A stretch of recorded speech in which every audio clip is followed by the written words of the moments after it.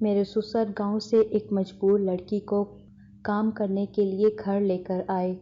وہ لڑکی خوبصورت تھی۔ وہ کام سے فارغ ہو کر میرے سسر کے کمرے میں چلی جاتی اور دروازہ بند کر لیتی۔ کچھ دن یہ سب دیکھنے کے بعد ایک دن شوہر نے بدنامی کے ڈر سے تنگ آ کر اس لڑکی کو گھر سے نکال دیا، تو میرے سسر نے شور مچا کر اس لڑکی کو واپس بلا لیا۔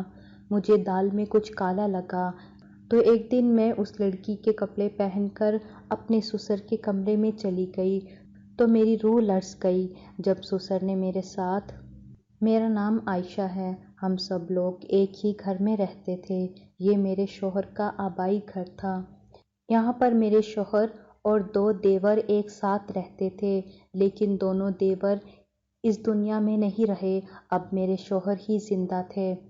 میرے سسر بھی حیات تھے، جن کا حکم اس گھر میں چلتا تھا۔ ہمارے گھر میں ہر چیز وافر مقدار میں آتی تھی۔ لوگوں کی ریل پیل تھی، دولت بھی تھی، لیکن ایک نوکرانی سب سے زیادہ خوبصورت تھی۔ اس کا نام رانی تھا۔ وہ کہتی تھی کہ میرا اصل نام تو ریحانہ ہے، لیکن میں نے اپنا نام رانی رکھ لیا کیونکہ مجھے ریحانہ نام اچھا نہیں لگتا۔ میری جیسی حسین لڑکی کا نام تو رانی ہی ہونا چاہیے۔ تھی تو وہ نوکرانی، لیکن اس کے تیور کسی مہارانی جیسے تھے، جیسے بہت زیادہ بگڑی ہوئی تھی، اور اس کے پیچھے میرے سسر کا ہاتھ تھا کیونکہ وہ میرے سسر کی چہیتی تھی۔ میرے سسر کے سارے کام وہی کرتی۔ میرے سسر بستر سے اٹھ بھی نہیں پاتے تھے، اتنے بوڑھے تھے۔ ان کو کھانا کھلانا، دوائی دینا، ان کے پاؤں دبانا، ان کے کمرے کو صاف کرنا، اور جب وہ اکیلے بیٹھے ہوں تو ان کے پاس جا کر باتیں کرنا، یہ سب اسی کے کام تھے۔ میرے شوہر کہتے تھے کہ تم لوگوں کا کیا فائدہ؟ سسر کی جو عمر ہے، تم لوگوں کو ان کے پاس جا کر ان سے باتیں کرنی چاہیے، ان کا خیال رکھنا چاہیے، ان کی خدمت کرنی چاہیے۔ کل جب وہ اس دنیا سے چلے جائیں گے اور ساری دولت اس کے نام کر جائیں گے، یہ بہت ہی اہم بات تھی۔ میرے دیور اس دنیا میں نہیں تھے، لیکن ان کے بچے تھے اور ہمارا کوئی بیٹا نہیں تھا، اس لیے شوہر کو فکر تھی کہ ساری کی ساری دولت تو ان میں بٹ جائے گی اور میرے شوہر کو صرف ایک ہی حصہ ملے گا، اور وہ ایک حصہ بھی ہماری دونوں بیٹیوں کی شادی میں لگ جائے گا۔ اس لیے شوہر پریشان رہتے تھے، لیکن ہم سسر کے پاس بیٹھتے تو ہمیں بالکل بھی اچھا نہیں لگتا تھا۔ وہ بہت ہی عجیب و غریب قسم کی باتیں کرتے تھے، کسی کو پہچانتے تک بھی نہیں تھے۔ ایسے شخص کے ساتھ بیٹھ کر انسان کیا کرے؟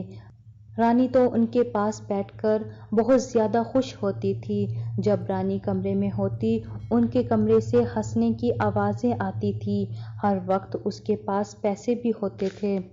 ایک دن وہ اندر بیٹھی تھی تو میں بھی اندر چلی گئی اور سامنے کا منظر دیکھ کر حیران رہ گئی، کیونکہ میرے سسر کے ہاتھ میں ڈھیر سارے پیسے اور وہ رانی کو پکڑا رہے تھے۔ یہ پیسے کم سے کم 25-30 ہزار تو لگ رہے تھے۔ میں نے کہا، یہ کیا ہو رہا ہے؟ آپ اس کو اتنے پیسے کیسے دے رہے ہیں؟ تو کہنے لگے، یہ اس کی تنخواہ ہے۔ میں نے بھی موقع دے دیا۔ میں نے کہا، مجھے بھی پیسے چاہیے، تو انہوں نے مجھے 500 کا نوٹ پکڑا دیا۔ میں نے کہا، آج کل 500 میں آتا کیا ہے؟ نوکرانی کو 25 ہزار دے رہے ہیں، جبکہ نوکرانی کی تنخواہ 25 ہزار نہیں تھی، اور اپنی بہو کے لیے 500 ہے۔ شوہر کہتے ہیں کہ ان کے پاس جا کر بیٹھا کرو، تم ان سے پیار نہیں کرتے۔ جب ان کے یہ حالات ہیں تو ہم اپنا وقت ضائع کیوں کریں؟ میں تو باہر آ گئی اور اپنے شوہر سے ٹکرا گئی۔ انہوں نے کہا کہ کہاں سے پاگل ہو کر آ رہی ہو، تمہارا دھیان کہاں ہے؟ میں نے ان کو ساری باتیں بتا دی تو وہ حیران رہ گئے اور مجھ سے پوچھنے لگے کہ تم نے ان کو پیسے دیتے ہوئے دیکھا تھا؟ تو میں نے کہا، ہاں، میں نے خود اپنی آنکھوں سے دیکھا ہے۔ وہ اس کو پیسے دے رہے تھے اور کہہ رہے تھے کہ یہ اس کی تنخواہ ہے۔ تو شوہر نے کہا کہ پہلی بات تو یہ ہے کہ تنخواہ کا وقت نہیں آیا۔ آج 15 تاریخ ہے۔ بیچ مہینے میں ہم کسی بھی نوکر کو پیسے نہیں دیتے، اور دوسری بات یہ کہ رانی کی تنخواہ ہر مہینے اس کو میں دیتا ہوں، جو کہ صرف 10,000 روپے ہے۔ پھر سسر نے اس کو 25,000 روپے کیوں دیے؟ میرے شوہر تو غصے میں آ گئے اور سسر کے کمرے میں چلے گئے۔ میں بھی ان کی باتیں سننے لگی۔ سسر نے کہا، اس بیچاری کے گھر میں کوئی مسئلہ تھا، اس کی ماں بیمار تھی تو میں نے اس کو پیسے دے دیے۔ تمہاری بیوی تو بڑی جاسوس ہے، ہمارے کمرے میں آ کر جاسوسی کر کے چلی گئی اور گھر میں فساد بنوا دیا۔ کسی غریب کو کچھ پیسے دے دیں تو کیا ہو جائے گا؟ میں بستر مرگ پر پڑا ہوں، میں مرتے مرتے کوئی نیکی کر لوں گا۔ تو تم لوگوں کو کیا مسئلہ ہے؟ تم لوگ کیا چاہتے ہو کہ یہ پیسے بھی تم لوگوں کے منہ میں چلے جائیں؟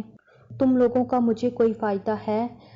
جب مجھے ضرورت ہوتی ہے، جب میرا دل بھاری ہوتا ہے، مجھے کسی سے بات کرنی ہوتی ہے، نہ تو تم میرے پاس آ کر بیٹھتے ہو اور نہ ہی تمہارے بیوی بچے۔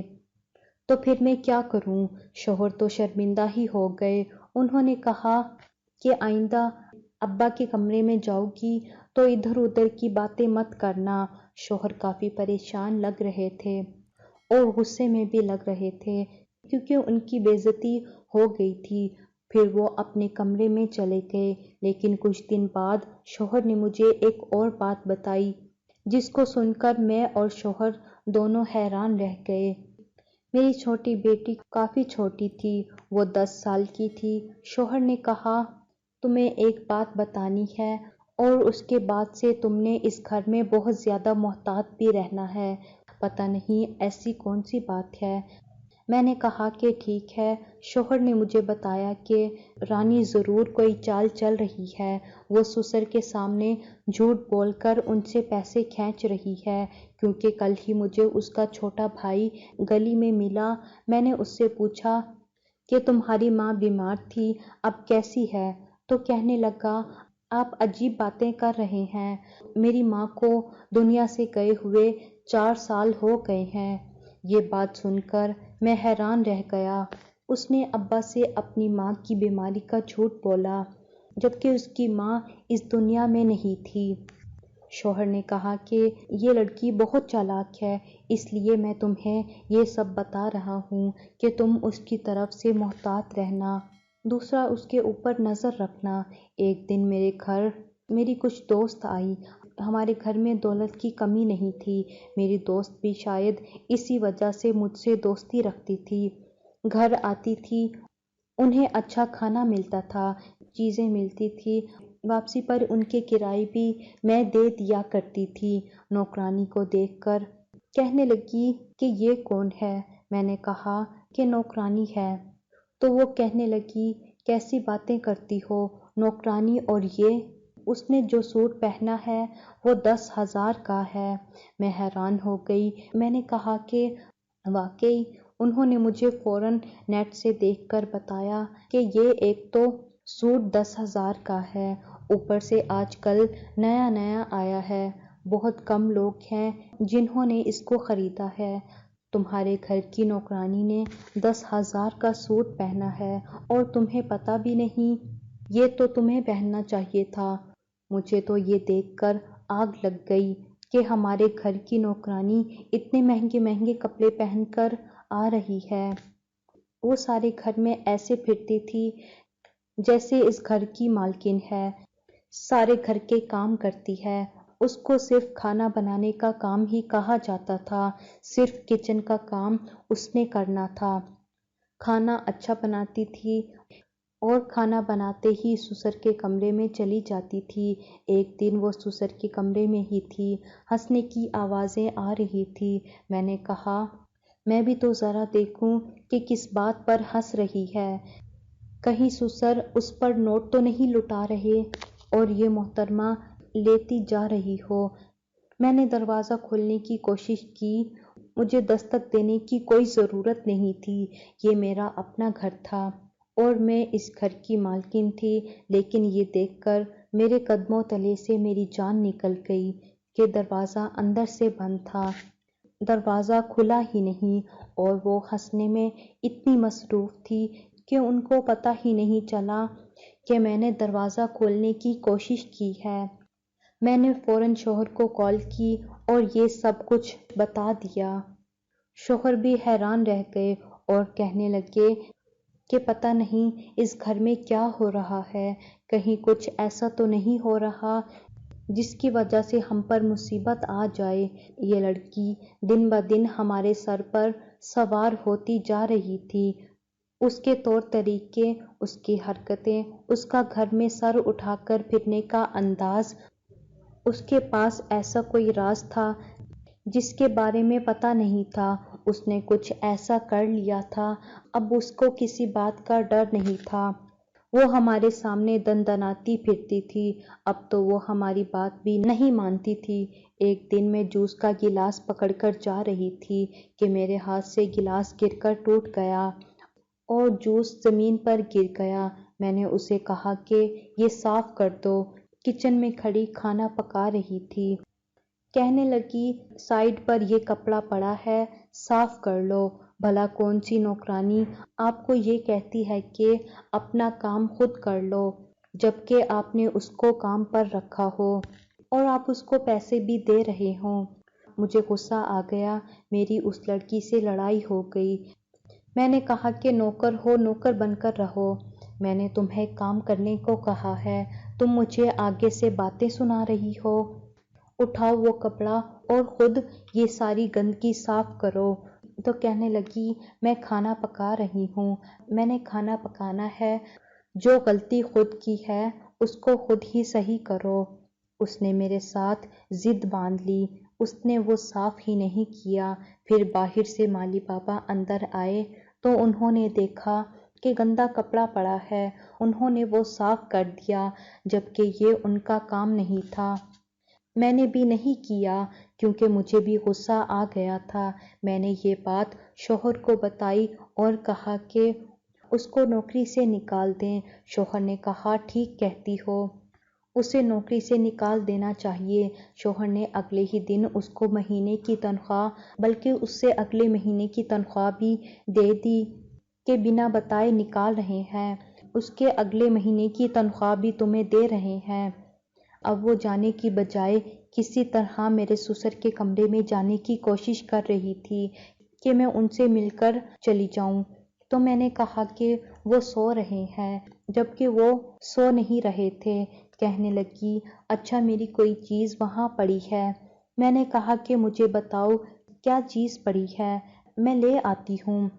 تو کہنے لگی نہیں مجھے کوئی غلطی ہوئی ہے، کچھ نہیں پڑا، بلکہ یہ کوشش کر رہی تھی کہ وہ کسی طرح کمرے میں جائے، لیکن ہم میاں بیوی کو بھی اس کی حرکتوں کا پتہ چل چکا تھا، اس لیے ہم اس کے سامنے کھڑے ہو گئے تھے۔ ہم نے کہا کہ اپنا سامان اٹھاؤ اور چلی جاؤ یہاں سے۔ وہ چلی گئی۔ میں نے سکھ کا سانس لیا اور سوچا کہ یہ کام ہم نے پہلے کیوں نہیں کیا تھا۔ اس لڑکی کے ساتھ ہمارا کوئی نہ رشتہ تھا اور نہ ہی وہ ہماری کوئی رشتہ دار تھی جس کو گھر سے نکالنے کے لیے زیادہ تکلیف ہوتی یا تو کوئی بڑا کھیل کھیلنا پڑتا۔ نوکر تو آتے جاتے رہتے ہیں۔ شوہر نے کہا کوئی اور نوکرانی ڈھونڈتا ہوں جو کھانا بنایا کرے، اور اس دفعہ کوئی بڑی عمر کی عورت لے کر آؤں گا جس کا کام کھانا بنانا ہوگا۔ ہمیں اس طرح کی نوکرانی نہیں چاہیے۔ رانی کو گھر سے نکال کر میں بہت مطمئن تھی، لیکن ابھی اسے گھر سے گئے کچھ گھنٹے ہی ہوئے تھے، رات ہوئی تھی کہ سسر کی طبیعت بری طرح سے خراب ہو گئی۔ شوہر نے کہا کہ شاید ان کا وقت آ گیا ہے، جلدی جلدی آ جاؤ۔ ہم لوگ سسر کے پاس پہنچ گئے۔ ان کے سرہانے بیٹھے تھے، وہ کافی دیر سے بری طرح سے رو رہے تھے، جیسے ان کو بہت زیادہ درد ہو رہا ہو۔ شوہر بار بار پوچھ رہے تھے کہ کیا ہوا ہے، درد ہو رہا ہے، آپ کو ڈاکٹر کے پاس لے جاتے ہیں۔ ڈاکٹر کو بھی بلا لیا تھا، ڈاکٹر بھی موجود تھے، دیور کے بچے اور بچیاں بھی آ گئی تھیں، سب ان کی طرف متوجہ تھے، ان کی چارپائی کی طرف دیکھ رہے تھے، آس پاس بیٹھے تھے۔ میرے سسر کو چارپائی پہ ہی نیند آتی تھی۔ انہوں نے زبان کھولی تو کمرے میں سارے لوگ حیران رہ گئے، کیونکہ انہوں نے کہا کہ رانی کہاں ہے؟ وہ بار بار یہ پوچھنے لگے۔ ہم سب خاموش ہو گئے۔ دیورانی نے کہا کہ کہاں گئی ہے اس ٹائم؟ اس ٹائم تو گھر پر ہوتی ہے۔ تو میرے شوہر نے کہا کہ اسے کام سے نکال دیا ہے۔ میرے شوہر کا اتنا کہنا تھا کہ میرے سسر نے میرے شوہر کی کلائی کو زور سے پکڑا اور کہا کہ کس سے پوچھ کر تم نے اس کو کام سے نکالا ہے؟ ہم سب لوگ حیران رہ گئے کہ اس کو بلانے سے آپ کا کیا مطلب ہے؟ آپ کو کوئی مسئلہ ہے تو آپ ڈاکٹر کو بتائیں۔ ڈاکٹر کھڑا ہے۔ وہ کہنے لگے، ڈاکٹر کی نہیں، مجھے رانی کی ضرورت ہے۔ یہ بات سن کر سب نے کانوں کو ہاتھ لگا لیے۔ سسر کس قسم کی باتیں کر رہے تھے، لیکن مرتے تو کیا نہ کرتے۔ انہوں نے اتنا شور ڈال رکھا تھا کہ رات کے 12 بج رہے تھے اور انہوں نے ایک ہی شور ڈالا ہوا تھا کہ رانی کو لے کر آؤ۔ مجبوراً میرے شوہر کو جانا پڑا اور اس کو اس کے گھر سے لے کر آئے۔ شوہر نے واپس آ کر بتایا، وہ بہت تیور دکھا رہی تھی۔ میں نہیں آؤں گی کیونکہ تمہارا باپ مر رہا ہے اور تم مجھے لینے کے لیے آ گئے ہو۔ بہت بری حرکت کر رہی تھی۔ اس کے آنے کی دیر تھی کہ سسر بالکل ٹھیک ہو گئے۔ وہ سسر کا ہاتھ پکڑ کر بیٹھ گئی۔ سارے گھر والے حیران رہ گئے اور وہ کہنے لگے، گھر میں ہو کیا رہا ہے؟ اس لڑکی کو یہاں سے نکالو۔ میرے شوہر نے کہا کہ اس کو نکال دیا تھا، لیکن پھر جو ہوا وہ تم سب کے سامنے ہے۔ اب تم یہ بتاؤ کہ ہم سب کیا کریں؟ میں تو پریشان ہو گیا ہوں۔ سسر کے سامنے شوہر نے اپنا امیج بھی خراب کر لیا۔ وہ شوہر کو ایسے دیکھ رہے تھے جیسے ان کو جان سے مار ڈالیں گے۔ رانی کے چہرے پر فاتحانہ مسکراہٹ تھی۔ وہ بہت زیادہ خوش تھی۔ سسر نے فوراً اسے پیسے نکال کر دیے اور کہا کہ تمہارا روزگار کوئی بند نہیں کرے گا۔ میں ادھر ہی ہوں، اب مر نہیں رہا۔ جو لوگ یہ چاہتے ہیں کہ میں مر جاؤں وہ یہ سن لیں، میں اس دنیا سے جانے والا نہیں ہوں۔ پانی سر سے گزر چکا تھا۔ اب تو سب گھر والوں کو پتہ چل گیا تھا کہ اس گھر میں کیا ہو رہا ہے۔ جو بھی ہے وہ بالکل اچھا نہیں ہو رہا تھا۔ ایک لڑکی کا ایک ایسے شخص سے اتنا قریب ہونا جو بستر مرگ پر پڑا ہو اور اتنی ساری جائیداد کا مالک بھی ہو۔ میں نے سب کو یہ بھی بتایا کہ جب رانی اندر جاتی ہے تو اندر کا دروازہ بھی بند ہو جاتا ہے۔ سب نے اپنے کانوں کو ہاتھ لگا دیے اور کہا کہ ہمارا باپ لگتا ہے مرنے سے پہلے ہمیں شرمندہ کروا کر ہی جائے گا۔ دروازہ بند کرنے کا کیا مقصد ہو سکتا ہے؟ شوہر نے کہا، تم سب مل کر میری مدد کرو۔ میں تو اپنی طرف سے جو کر سکتا تھا میں نے کر لیا۔ تب رانی کی آنکھوں میں جاتے ہوئے بھی جیت کی خوشی تھی، کیونکہ شاید اسے پتہ تھا کہ وہ واپس آ جائے گی اور اسے کوئی نہیں روک سکتا۔ لیکن اب میں نے معاملات اپنے ہاتھ میں لینے کا سوچ لیا۔ میں نے کہا میں دیکھوں گی کہ کمرے میں ہوتا کیا ہے۔ میں رانی کے کوارٹر میں گئی اور میں نے اس کے کپڑے چرا لیے۔ میں نے یہ بات کسی کو بھی نہیں بتائی کہ میں اپنے دماغ میں ایک پلان بنا چکی تھی اور اس پر عمل کرنا چاہتی تھی۔ ویسے بھی میں نے غلطی کی، مجھے یہ بات شوہر کو بتا دینی چاہیے تھی، لیکن شوہر مجھے یہ کام کبھی نہیں کرنے دیتے اور میں بڑی بہو بن کر سب کا مسئلہ حل کرنا چاہتی تھی۔ میں نے سوچ لیا کہ میں نے کیا کرنا ہے۔ رانی کچن میں کھڑی کام کر رہی تھی جب میں نے چپکے سے جا کر کچن کے دروازے کو باہر سے لاک کر دیا اور مالی بابا کو کہا کہ دروازہ نہیں کھولنا۔ مالی بابا شروع سے ہی ہمارے گھر کام کر رہے تھے۔ وہ میری بات ضرور مانتے تھے۔ میں خود رانی کے کپڑے پہن کر سسر کے کمرے میں چلی گئی اور دوپٹے کو تھوڑا سا آگے کر لیا۔ وہ مجھے دیکھ کر یہ سمجھنے لگے کہ یہ رانی ہے۔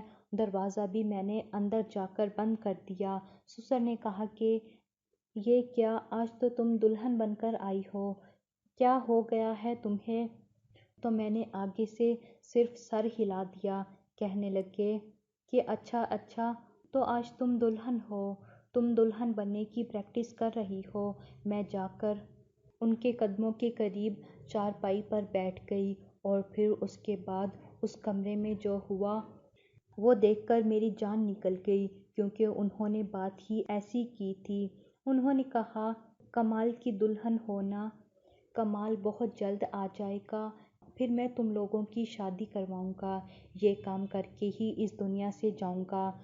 کمال کوئی اور نہیں بلکہ میرے دیور کا بیٹا تھا، اور شاید میرے دیور کے بیٹے کا رانی کے ساتھ چکر چل رہا تھا، اور یہ دونوں آپس میں شادی کرنے والے تھے۔ سسر کو ہی اس بات کا پتہ تھا کہ رانی اس گھر کی رانی بننے والی تھی، یعنی کہ اس خاندان کی بہو بننے والی تھی۔ اب میں کیا کرتی؟ میں نے سسر سے کہا کہ میں آپ کے لیے پانی لے کر آتی ہوں۔ میں نے آواز بھی تھوڑی بدلی اور وہاں سے باہر نکل آئی۔ میری سانس پھولی ہوئی تھی اور کسی کو پتہ بھی نہیں تھا کہ میں کیا کر کے آئی ہوں۔ میں نے فوراً کپڑے بدل لیے اور مالی بابا سے کہا، اس کو پتہ تو نہیں چلا؟ انہوں نے کہا، نہیں، وہ اپنے کام میں لگی ہوئی تھی۔ کچن کا دروازہ میں نے کھول دیا۔ میں نے اتنا سب کچھ کر لیا لیکن کسی کو پتہ نہ چلا۔ میں شوہر کا انتظار کرنے لگی، ان کو کال کی، وہ کسی میٹنگ میں مصروف تھے۔ رات کو آئے۔ میں نے ان کو کہا کہ مجھے آپ سے بہت ضروری بات کرنی ہے۔ میں نے شوہر کو جب یہ بات بتائی تو شوہر بھی حیران رہ گئے۔ شوہر نے سارے لوگوں کو بتایا، اور جس دیور کا کمال بیٹا تھا اس کی ماں کو جب یہ بات پتہ چلی وہ تو بالکل حیران رہ گئی، کیونکہ اس کو اس بات کا پتہ ہی نہیں تھا۔ کمال کو بلایا گیا، سب اسی دیورانی کے گھر گئے۔ کمال نے کہا، میں اس سے محبت کرتا ہوں، اور دادا کو پتہ ہے، بلکہ شاید آپ لوگوں کو ایک اور بات نہیں پتہ، وہ یہ کہ دادا نے ہماری شادی کے لیے ہاں بھی کہہ دی ہے، اور وہ وصیت بھی لکھ چکے ہیں کہ ہماری شادی ہوگی، چاہے وہ اس دنیا میں رہیں یا نہ رہیں۔ وہ تو پاگل ہوا بیٹھا تھا۔ وہ اکثر ہمارے گھر آ جایا کرتا تھا، کیونکہ میرے شوہر کے ساتھ کام سنبھالتا تھا، اس لیے ہمارے گھر آ جاتا تھا کھانے کے لیے۔ میرے دل میں بھی اس کے لیے کوئی جذبات تھے۔ میں سوچتی تھی کہ شاید میری بیٹی کی شادی اس سے ہو جائے، لیکن اس نے تو رانی کو پسند کر لیا تھا اور میرا دل دکھایا تھا۔ مجھے غصہ بھی آ رہا تھا۔ گھر والوں نے اس کو سمجھایا کہ نوکرانی سے شادی کرو گے، تم پاگل ہو گئے ہو، بلکہ اس نے کہا کہ وہ نوکر ہے تو کیا ہوا، وہ بہت زیادہ خوبصورت ہے اور میں اس سے محبت کرتا ہوں، آپ لوگ میرا کچھ نہیں بگاڑ سکتے۔ دادا میرے ساتھ ہیں، اور یہ بھی جا کر میرے سسر سے مل گیا، اور سسر نے اگلے ہی دن یہ اعلان کیا کہ اس ہفتے ان دونوں کا نکاح ہے۔ میری زندگی کا کوئی بھروسہ نہیں، نکاح کروا کر جاؤں گا۔ اس کا باپ اس دنیا میں نہیں تھا۔ ماں بیچاری اپنی طرف سے روکتی رہ گئی، لیکن اس کی آنکھوں کے سامنے ہمارے ہی سینے پر تیر چلے، اور گھر میں سجاوٹ بھی کروائی گئی اور ان دونوں کا نکاح کروا دیا گیا۔ لیکن اصل خبر یہ سنی کہ سسر اس دنیا سے اچانک چلے گئے۔ ہم سب اداس بھی تھے، لیکن ایک خبر نے اور زیادہ پریشان کر دیا، وہ یہ کہ جائیداد کا ایک بڑا حصہ رانی اور کمال کے نام کر گئے تھے۔ ہم سب پریشان تھے، کیونکہ ہمارے گھر کا اپنا ہی بندہ اس کے ساتھ ملا ہوا تھا۔ اس بارے میں جب کبھی بیٹھ کر سوچتے ہیں تو یہی سوچتے ہیں کہ شاید ہمیں اپنے سسر کی خدمت کر لینی چاہیے تھی۔ اگر ہم ان کے پاس بیٹھا کرتے، ان کو وقت دیتے، تو انہیں کسی اور کی ضرورت نہ پڑتی۔ پتہ نہیں ہماری غلطی تھی یا کسی اور کی، لیکن رانی اور کمال تو اپنی قسمت چمکا کر اور بہت سارا حصہ لے کر سائیڈ پر ہو گئے۔ سسر بھی اس دنیا سے چلے گئے، اور باقی جائیداد جو بچی اس سے ہمیں صرف اتنا ہی ملا کہ بس ہمارا گزارا چلتا ہے۔ کمال اور رانی دولت لے کر ایسے غائب ہوئے کہ جیسے دوسرے ملک شفٹ ہو گئے ہوں، نہ ہم سے ملتے ہیں، نہ ہم سے بات کرتے ہیں۔ میرے شوہر کی طبیعت بھی خراب رہتی ہے اور وہ اس کمرے میں رہتے ہیں جہاں میرے سسر رہتے تھے۔ میں اپنے شوہر کا بہت خیال رکھتی ہوں اور ان کے پاس بیٹھی رہتی ہوں، ان سے باتیں کرتی ہوں۔ وہ کہتے ہیں کہ پتہ نہیں کس کی غلطی تھی، لیکن جو بھی ہوا اچھا نہیں ہوا۔ اس بات کا دکھ ہمیشہ رہے گا اور ہم سارے خاندان کو یہ یاد رہے گا۔ اس خاندان میں کوئی رانی نام کی لڑکی آئی تھی جس نے ہمیں ذلیل کر کے چھوڑا تھا۔